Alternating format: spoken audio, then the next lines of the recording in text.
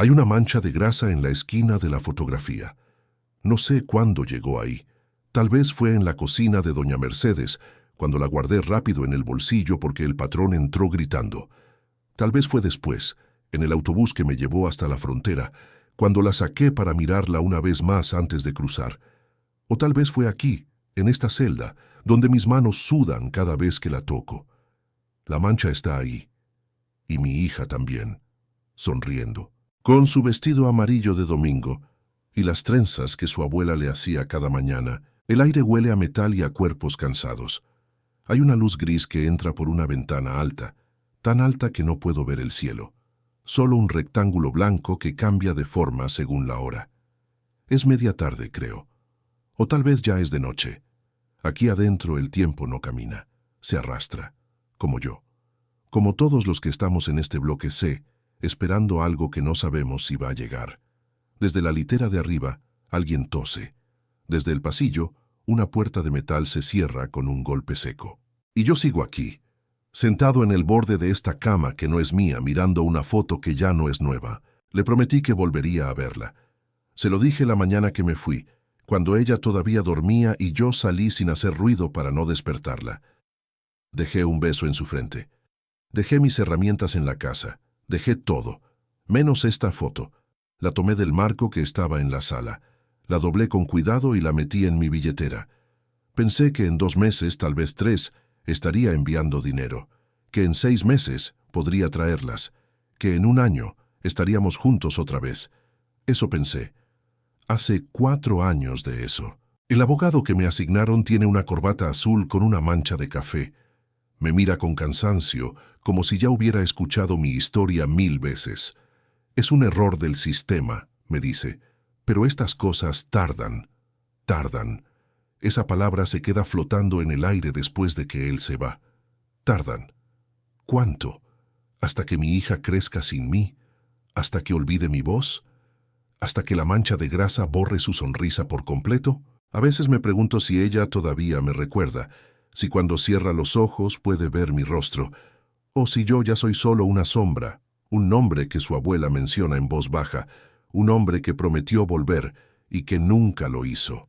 Antes de empezar, dime en los comentarios, ¿de qué país eres y dónde estás viviendo ahora? Quiero leer tu historia también. Me llamo Miguel Ángel Morales. Tengo 38 años. Nací en un pueblo cerca de Huehuetenango, Guatemala, donde el aire huele a pino y a tierra mojada después de la lluvia. Trabajé desde los 12 años, primero ayudando a mi padre en la milpa, después como albañil, después como lo que fuera.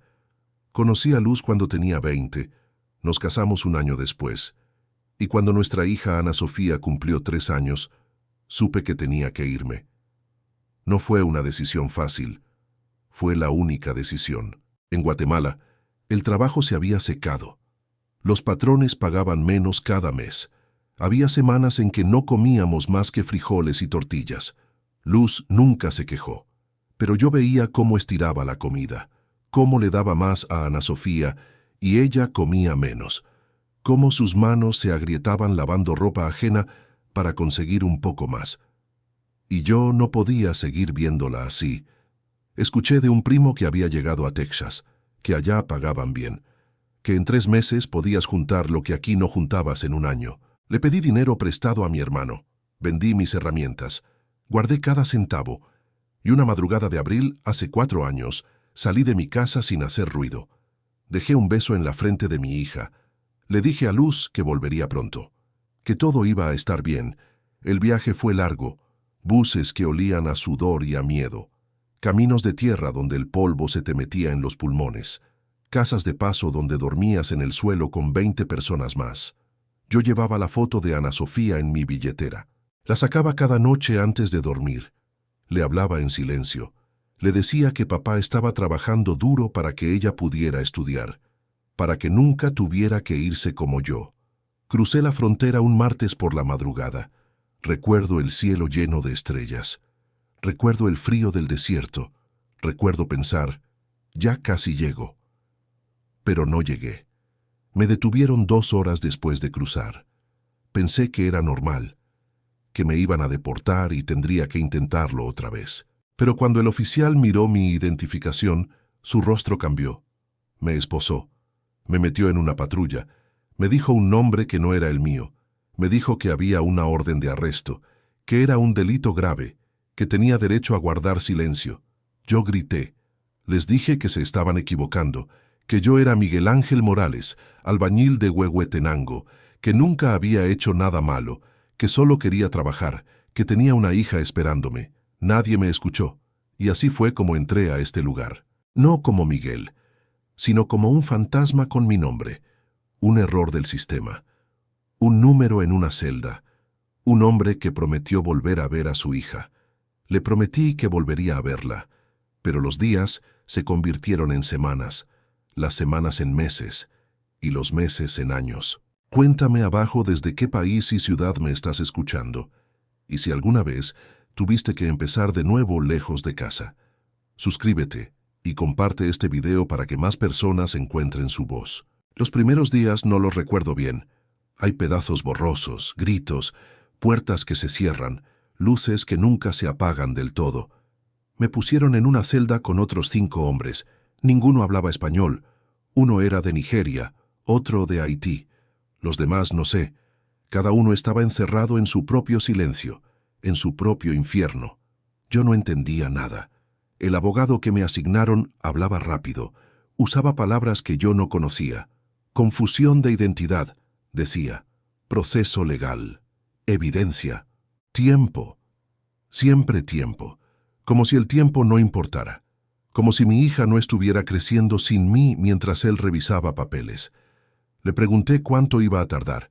Me dijo que no sabía, que estos casos eran complicados, que el sistema estaba saturado, que tenía que tener paciencia, paciencia. Esa palabra me quemaba por dentro. Las noches eran lo peor. En la oscuridad de la celda, todo lo que había dejado atrás se volvía más real. Podía oír la voz de Ana Sofía llamándome. Papi, papi. Podía sentir el peso de su cuerpo cuando la cargaba. Podía ver sus ojos buscándome en la puerta cada vez que yo llegaba del trabajo. Y ahora esa puerta estaba vacía. Y yo estaba aquí, encerrado, invisible, olvidado. Saqué la foto una noche. La miré bajo la luz amarilla que entraba del pasillo. Ana Sofía tenía 4 años en esa foto. Ahora tenía 8, casi 9. Yo me había perdido todo. Sus cumpleaños, su primer día de escuela, sus preguntas, sus risas, todo. Le prometí que volvería a verla, pero esa promesa empezaba a sentirse como una mentira. Los días aquí son todos iguales. Te despiertan a las 6, desayuno a las 6:30, después tienes 2 horas en el patio si hay espacio, si no, te quedas en la celda. Almuerzo al mediodía, más horas de espera, cena a las 5, luces apagadas a las 9, y en medio de todo eso, el ruido. Siempre hay ruido. Puertas que golpean, voces que gritan, radios encendidos, peleas, llantos, un ruido constante que no te deja pensar, que no te deja recordar en paz. Intenté trabajar. Me ofrecí para limpiar, para cocinar, para lo que fuera. Cualquier cosa con tal de no quedarme sentado en esa litera mirando el techo. Me asignaron a la lavandería. 8 horas doblando sábanas que olían a cloro. 8 horas con las manos agrietadas por el agua caliente. Pero al menos era algo. Al menos el cuerpo se cansaba. Y cuando el cuerpo se cansa, la mente descansa un poco, aunque sea un poco. Pero en la noche, cuando todo se quedaba quieto, volvía el silencio. Y en ese silencio, volvía ella. Empecé a escribirle cartas. No tenía a quién enviárselas. No tenía dinero para estampillas. No tenía su dirección exacta, pero las escribía de todas formas, en pedazos de papel que conseguía en la biblioteca, con un lápiz que me prestó un compañero de celda. Escribía todo lo que no podía decirle, todo lo que ella no sabía. Mi niña, hoy pensé en ti cuando vi una mariposa en el patio. Era amarilla, como tu vestido, como tu sonrisa. Mi niña, hoy soñé que estábamos en la milpa. Tú corrías entre las plantas de maíz y yo te perseguía. Cuando desperté, todavía podía oír tu risa. Mi niña, perdóname por no estar ahí. Perdóname por haberte dejado. Yo solo quería darte una vida mejor. Y mira dónde terminé. Guardaba las cartas debajo del colchón. A veces las releía, a veces no podía. Dolía demasiado. Luz logró contactarme después de 6 meses. Fue una llamada breve. Carísima. 3 minutos. Su voz sonaba lejana, cansada. Me dijo que Ana Sofía preguntaba por mí todos los días, que le había dicho que yo estaba trabajando muy lejos, que volvería pronto. Me dijo que no se preocupara, que ella estaba bien, que mi mamá las estaba ayudando. Pero yo escuché lo que no dijo. Escuché el miedo en su voz, la duda, la soledad. Escuché todo lo que ella estaba cargando sola. Cuando colgamos, me quedé sentado en el suelo del pasillo. Había otros hombres esperando su turno para usar el teléfono, pero yo no me podía mover. No podía respirar bien. Era como si algo me estuviera apretando el pecho por dentro. Le prometí que volvería a verla. Pero cada día que pasaba, esa promesa se alejaba más. Empecé a rezar. No soy un hombre muy religioso, pero aquí adentro, cuando no tienes nada más, empiezas a buscar algo, lo que sea, alguien. Rezaba en silencio antes de dormir. Rezaba en la lavandería mientras doblaba sábanas. Rezaba en el patio mientras caminaba en círculos. No pedía milagros, solo pedía fuerza, solo pedía no olvidar quién era yo, no olvidar por qué estaba aquí, no olvidar su rostro, porque en este lugar es fácil olvidar, es fácil volverse un número, una sombra, un error. Y yo no podía permitirme eso.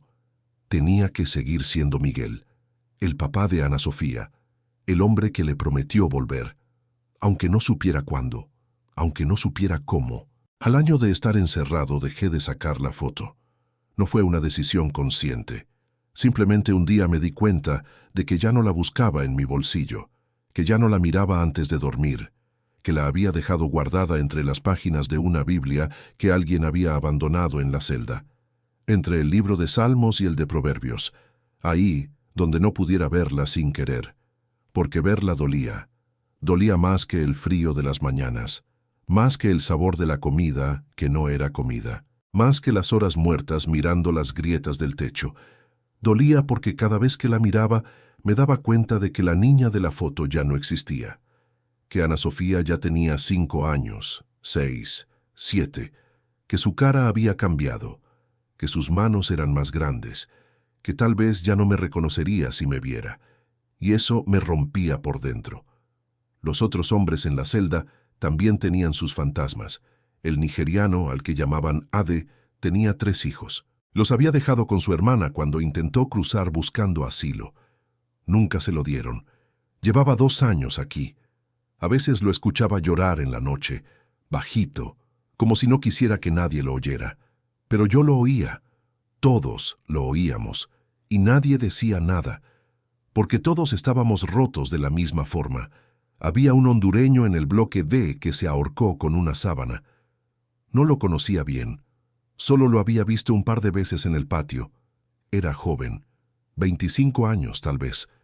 Dejó una carta. Decía que ya no podía más, que había perdido todo, que su familia creía que lo habían deportado, que era mejor así. Cuando pasó eso, la prisión se quedó más silenciosa de lo normal, como si todos estuviéramos pensando lo mismo, como si todos estuviéramos midiendo cuánto más podíamos aguantar. Yo también lo pensé. No voy a mentir. Hubo noches en que me quedaba despierto preguntándome si valía la pena seguir. Si Ana Sofía no estaría mejor sin un padre que estaba encerrado, sin un padre que la había abandonado aunque no fuera su culpa, sin un padre que era solo un recuerdo borroso, una voz al teléfono cada 3 meses, una promesa rota. Le prometí que volvería a verla, pero esa promesa se estaba volviendo un peso que ya no podía cargar. El abogado vino una vez más, esta vez con papeles nuevos. «Encontramos algo», me dijo. Había otro Miguel Ángel Morales.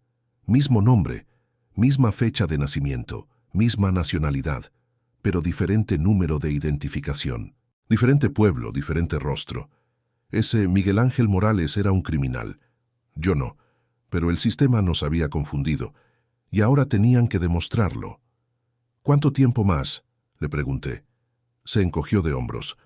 «No lo sé. Meses. Tal vez un año más. Un año más. Sentí que algo se quebraba dentro de mí cuando escuché eso, como un vidrio que se rompe despacio, sin ruido, pero que te corta igual. Dejé de hablar tanto después de esa visita. En la lavandería, doblaba las sábanas en silencio. En el patio caminaba solo. En la celda me quedaba acostado mirando la pared. Ade me preguntó si estaba bien. Le dije que sí, pero los dos sabíamos que era mentira. Dejé de escribir cartas también. ¿Para qué? Si nunca las iba a enviar, si nunca iba a salir de aquí, si mi hija iba a crecer sin mí de todas formas, ¿para qué seguir escribiendo palabras que nadie iba a leer? Las últimas cartas que había escrito seguían debajo del colchón. No las tiré, pero tampoco las volví a tocar. Una noche, Luz volvió a llamar.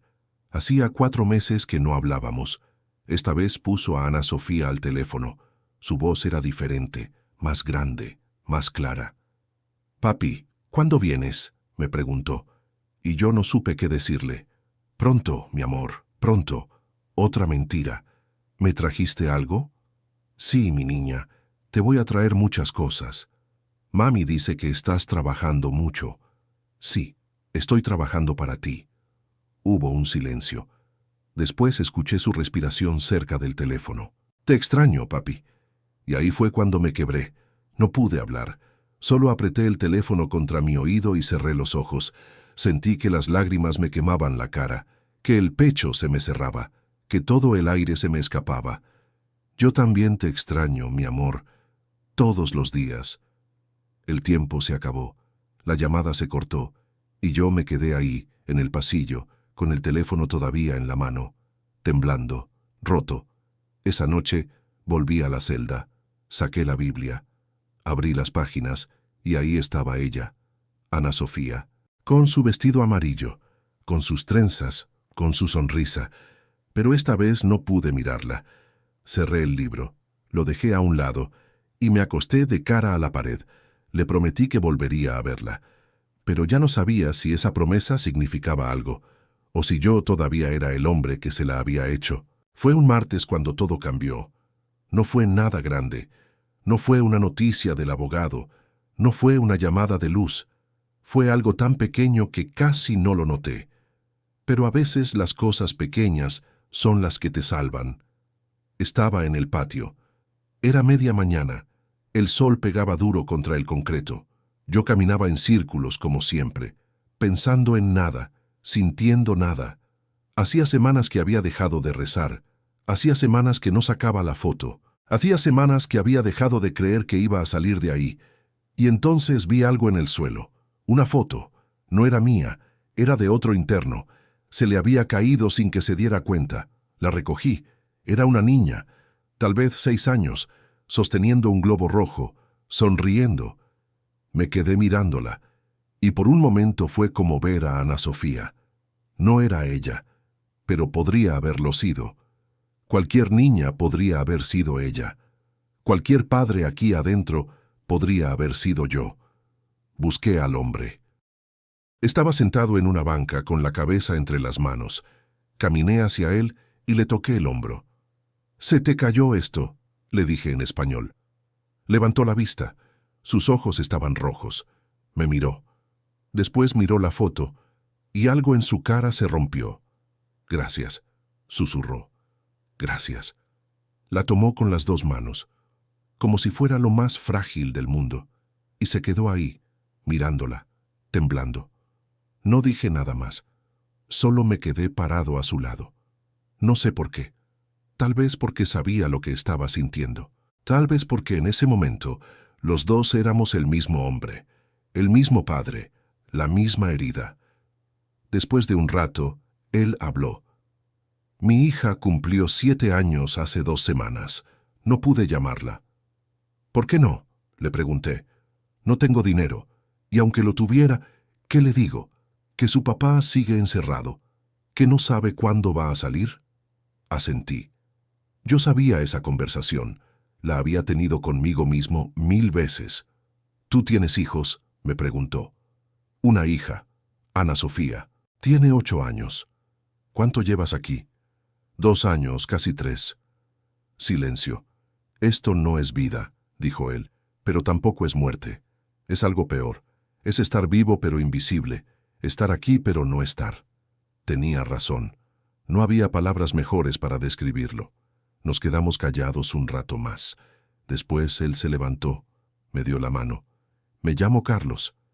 Miguel, gracias por devolverme la foto. Es lo único que tengo. Lo sé, le dije, y lo sabía, porque yo también tenía una foto, que aunque la había guardado, aunque había dejado de mirarla, seguía siendo lo único que tenía. Esa noche volví a la celda más temprano. Ade estaba acostado, leyendo una carta vieja de su hermana. Los otros dormían. Yo me senté en mi litera, saqué la Biblia, abrí las páginas, y ahí estaba, Ana Sofía, con su vestido amarillo, con su sonrisa, con la mancha de grasa en la esquina. La miré. Realmente la miré, por primera vez en meses, y me di cuenta de algo. La foto no había cambiado. La mancha seguía ahí. El vestido amarillo seguía siendo amarillo. Su sonrisa seguía siendo la misma. Yo era el que había cambiado. Yo era el que se había rendido. Yo era el que había dejado de creer. Pero ella seguía ahí, esperándome. Le prometí que volvería a verla. Y esa promesa no era solo para ella, era para mí. Era lo único que me quedaba, lo único que me mantenía siendo Miguel, el papá de Ana Sofía, el hombre que cruzó la frontera buscando una vida mejor, el hombre que fue encerrado por un error que no cometió, pero que seguía siendo un hombre, no un número, no un error, un hombre. Saqué uno de los pedazos de papel que tenía guardados, el lápiz, y empecé a escribir. Mi niña, hoy alguien me devolvió algo que había perdido.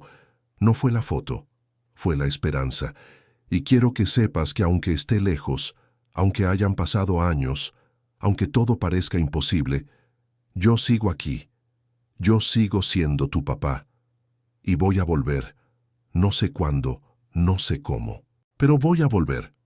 Doblé la carta, la guardé con las otras. Al día siguiente volví a rezar, no con palabras largas, no con promesas grandes, solo con un susurro en silencio mientras doblaba sábanas en la lavandería.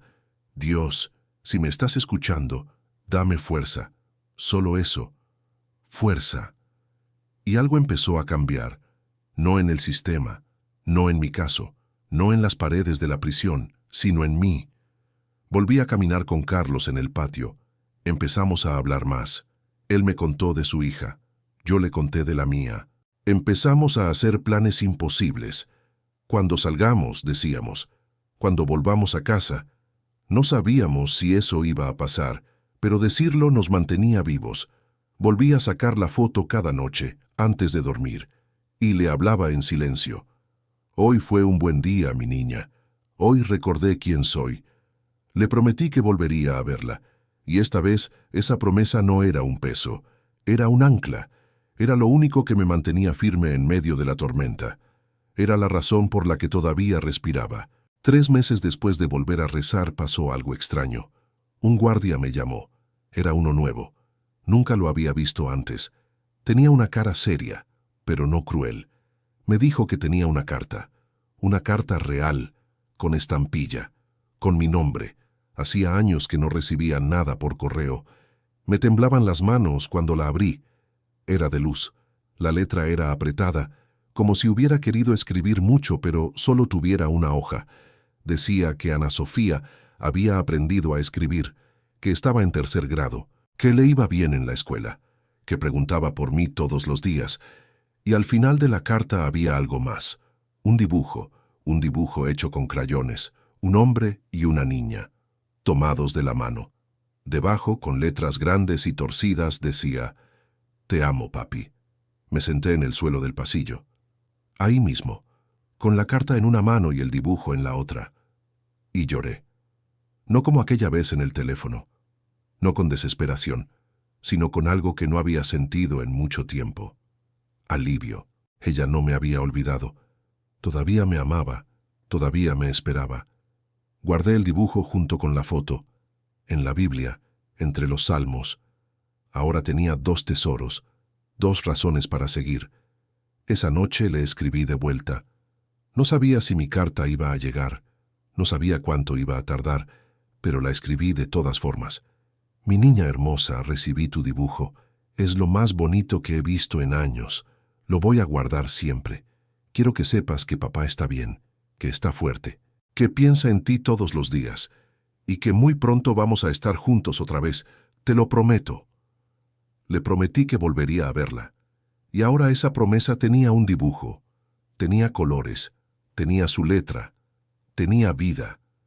Empecé a cambiar mi rutina. Me levanté más temprano, hacía ejercicio en la celda, flexiones, abdominales, sentadillas, no porque quisiera estar fuerte, sino porque quería sentir que todavía podía controlar algo, aunque fuera mi propio cuerpo, aunque fuera solo eso. En la lavandería empecé a hablar más con los otros.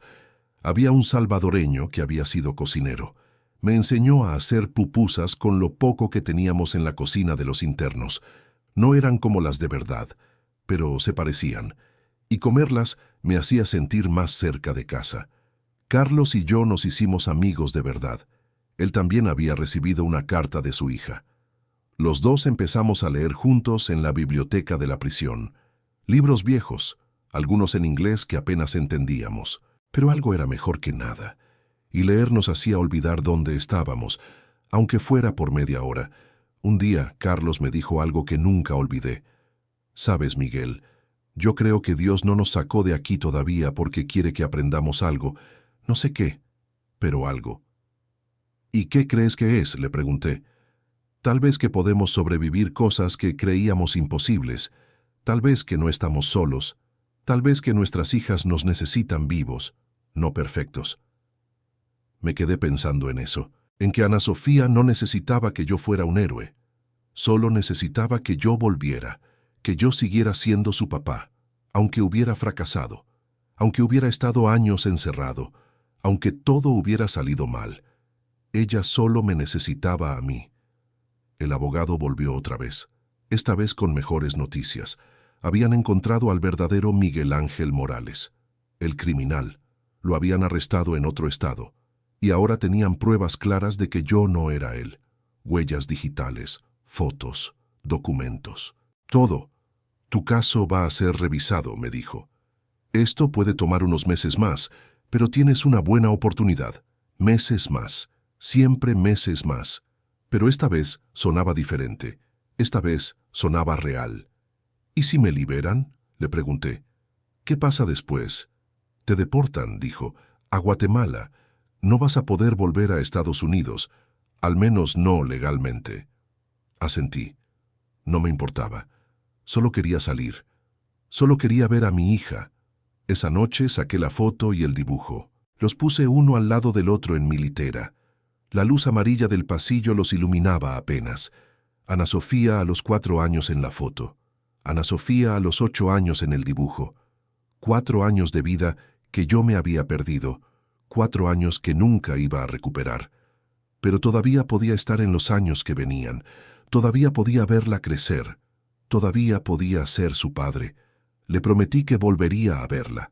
Y ahora, por primera vez en años, esa promesa tenía fecha. No sabía cuál, pero sabía que existía. ¿Qué estaba ahí? Esperándome. Empecé a imaginar cómo sería. El momento en que saliera de la prisión. El momento en que volviera a pisar tierra guatemalteca. El momento en que caminara hacia mi casa. El momento en que tocara la puerta. El momento en que Ana Sofía abriera. El momento en que me viera. ¿Me reconocería? ¿Correría hacia mí? ¿O se quedaría quieta, asustada, sin saber quién era ese hombre que decía ser su papá? No lo sabía, pero iba a averiguarlo. Porque después de todo este tiempo, después de todo este dolor, después de todas las mentiras del sistema y todas las promesas rotas, yo seguía siendo Miguel, el papá de Ana Sofía, el hombre que cruzó buscando una vida mejor, el hombre que fue encerrado por un error que no cometió, y el hombre que iba a volver a casa. Pasaron 4 meses más, 4 meses de esperar, de rezar, de imaginar. Y entonces, un viernes por la mañana, el guardia vino a buscarme. «Morales, recoge tus cosas». Mi corazón se detuvo. «¿Qué?». Te vas. Hoy. No lo podía creer. Miré a Ade. Miré a Carlos. Los dos estaban despiertos, sentados en sus literas. Carlos sonrió. Tenía los ojos húmedos. Ve, me dijo. Ve con tu hija. Recogí lo poco que tenía. La Biblia con la foto y el dibujo adentro. Las cartas que nunca envié. Un suéter. Nada más. Eso era todo lo que había acumulado en casi 3 años. Me despedí de cada uno. Ade me abrazó fuerte. Reza por nosotros, me dijo. Le prometí que lo haría. Carlos me dio la mano. Después me abrazó también. Dale un beso a tu hija de mi parte, susurró, y dile que su papá nunca la olvidó. Salí de la celda por última vez. Caminé por el pasillo. Pasé por la lavandería, por el comedor, por el patio donde había caminado en círculos durante años. Todo se veía diferente ahora, más pequeño, más gris, como si hubiera sido un mal sueño. Me llevaron a una oficina, me devolvieron mis cosas, mi identificación guatemalteca, mi billetera, vacía, la ropa que traía puesta el día que me arrestaron. Ya no me quedaba bien. Había perdido peso. Me dieron papeles. Me explicaron que sería deportado, que un oficial me llevaría hasta la frontera, que desde ahí yo tendría que arreglármelas solo. No me importó. Solo quería salir. Cuando las puertas de la prisión se abrieron, la luz del sol me cegó. Era tan brillante que tuve que cerrar los ojos. Hacía años que no veía el cielo completo. Hacía años que no sentía el viento en la cara sin rejas de por medio. Respiré hondo, y por primera vez en mucho tiempo, el aire supo a libertad. El viaje de vuelta a Guatemala fue largo. Un autobús hasta la frontera, después otro autobús hasta Ciudad de Guatemala, después uno más hasta Huehuetenango. 30 horas en total, sin dormir, sin poder dormir, porque cada kilómetro que avanzaba era un kilómetro más cerca de ella. Llamé a Luz desde una tienda en la frontera. Un hombre me prestó su teléfono. Cuando escuché su voz, me quebré otra vez. Luz, soy yo. Salí. Estoy libre. Silencio. Después un llanto que llevaba años guardado. ¿Cuándo llegas?, me preguntó entre sollozos. Mañana en la noche. Miguel, Ana Sofía, ella. Lo sé, ya no soy el mismo. Ella tampoco, pero voy a llegar. Le prometí que iba a volver, y voy a cumplir. Esa noche dormí en un albergue cerca de la terminal, pero no pude dormir de verdad. Solo cerraba los ojos y los volvía a abrir, pensando, imaginando, temiendo. ¿Y si no me reconocía? ¿Y si me odiaba por haberla dejado? ¿Y si todo este sufrimiento había sido en vano? A la mañana siguiente, tomé el último autobús. 5 horas de camino. Yo iba pegado a la ventana, mirando los cerros, los árboles, el cielo limpio de Guatemala. Todo me parecía tan verde, tan vivo, tan diferente del gris de la prisión. Llegué a Huehuetenango al atardecer. Caminé desde la terminal hasta mi pueblo. Cada paso era más pesado porque sabía lo que venía. Sabía que en unos minutos todo iba a cambiar, para bien o para mal. Llegué a mi casa. Era la misma. La puerta azul, el árbol de mango en el patio, la ventana con las cortinas que Luz había cosido antes de que yo me fuera. Toqué la puerta. Se abrió despacio. Era Luz. Había envejecido. Tenía más canas, más arrugas alrededor de los ojos, pero seguía siendo ella. Me miró y sin decir nada me abrazó. Me abrazó tan fuerte que no podía respirar.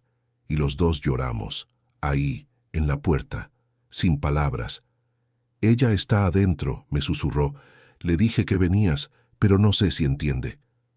Entré. La casa olía a incienso, a tortillas recién hechas, a hogar. Y ahí estaba ella, Ana Sofía, sentada en el sillón, con un vestido rosado, con el pelo largo, recogido en una trenza, con 8 años. Ya no era una niña pequeña, era una niña grande, con ojos grandes, con manos grandes. Me miró, y por un momento ninguno de los dos dijo nada. Yo me arrodillé, para estar a su altura. «Hola, mi niña», le dije. La voz me temblaba.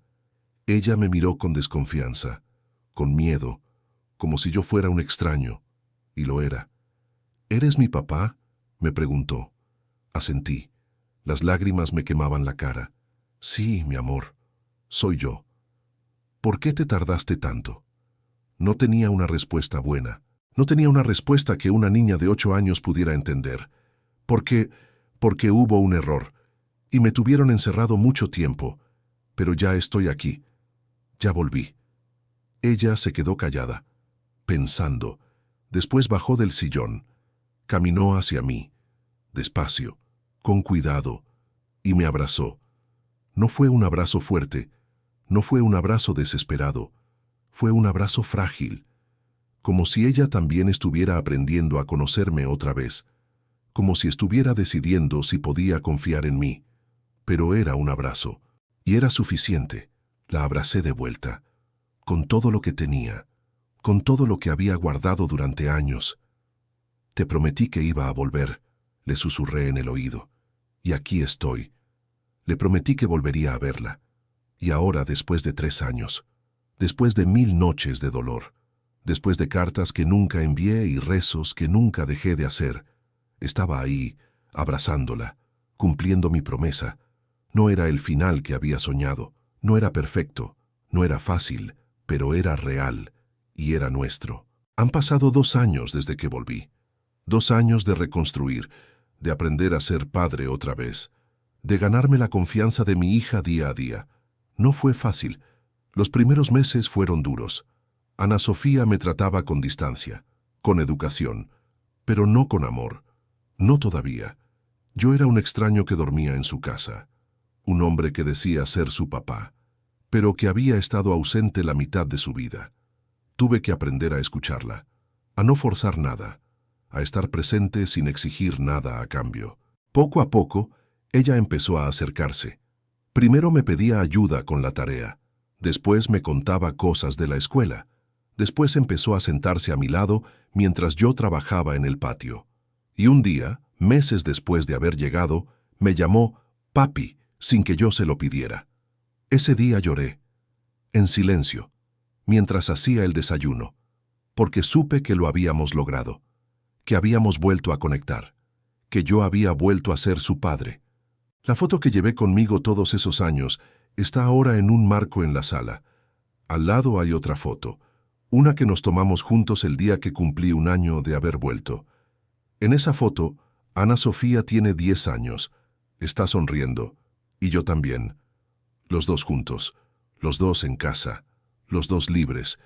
El dibujo que ella me hizo cuando estaba encerrado lo guardé en mi cuarto.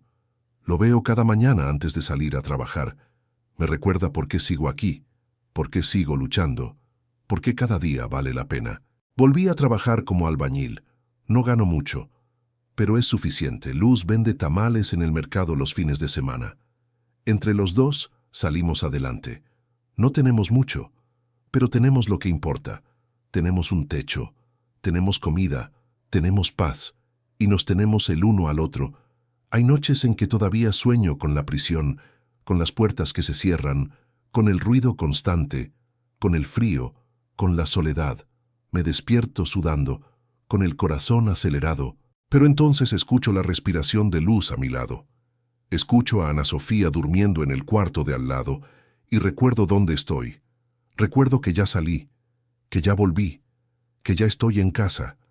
A veces pienso en Carlos, en Ade, en todos los hombres que todavía están ahí, encerrados, esperando, luchando contra un sistema que los olvidó.